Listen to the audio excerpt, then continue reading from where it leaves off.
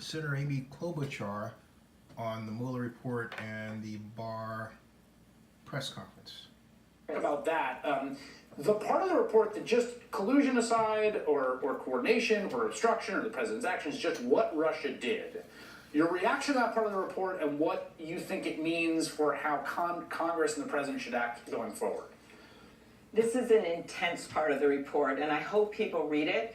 If you're not into getting into every single legal detail, you can get into this.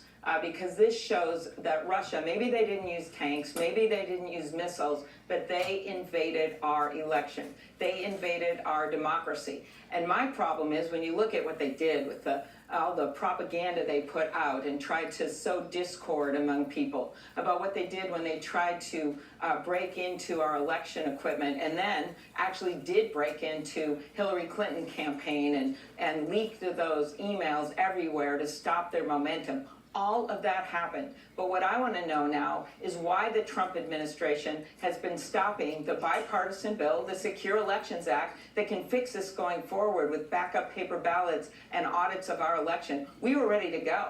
I have that bill with Senator Langford. He's a conservative Republican, and the White House made calls and stopped that bill from advancing. The White House That's made wrong. calls and stopped the bill from advancing. Why'd they do that?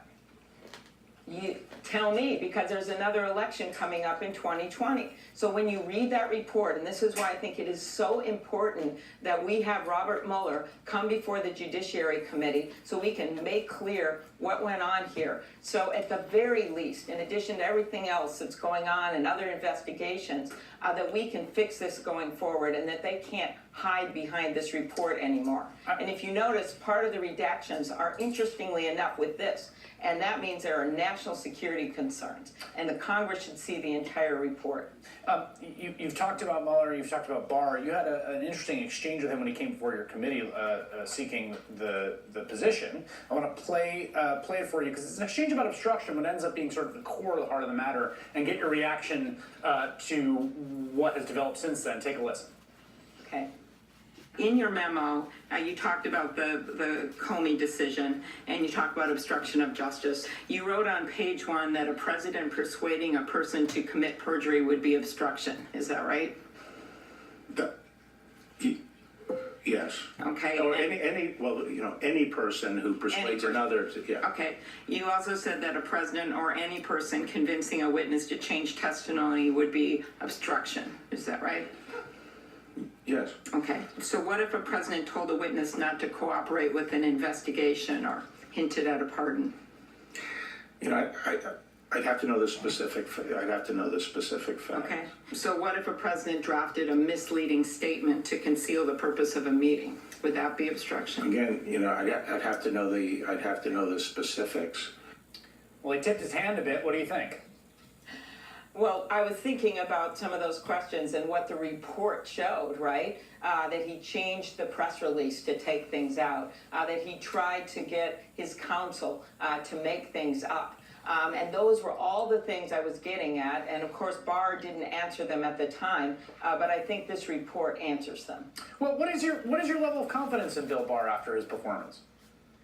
Again, I did not vote for him. I did not support him. I voiced these concerns at the hearing. I voiced them on the Senate floor. I think that he does not see himself as the people's lawyer, which he should be under our laws and under the Constitution. Instead, he thinks that he is the president's lawyer. That's why he did that 17-page job application when he applied to talk about the executive power of the president and how the president literally could do anything he wanted. Well, you see that reflected in how he handled this from the very beginning. He didn't put the report out first, no. He put out this 4-page summary. And then today with the press conference, we need to hear directly from Robert Mueller, the former Republican-appointed FBI director that clearly had issues with what the president did when you read this report. I had your colleague on Senate Judiciary Committee, Kamala Harris, on earlier, and I asked her about this, and I want to get your reaction to it. It's a statement from the number 2 in the House, Steny Hoyer, the House Majority Leader, who says, based on what we have seen to date, going forward on impeachment is not worthwhile at this point. Very frankly, there's an election in 18 months. The American people will make a judgment. Do you agree?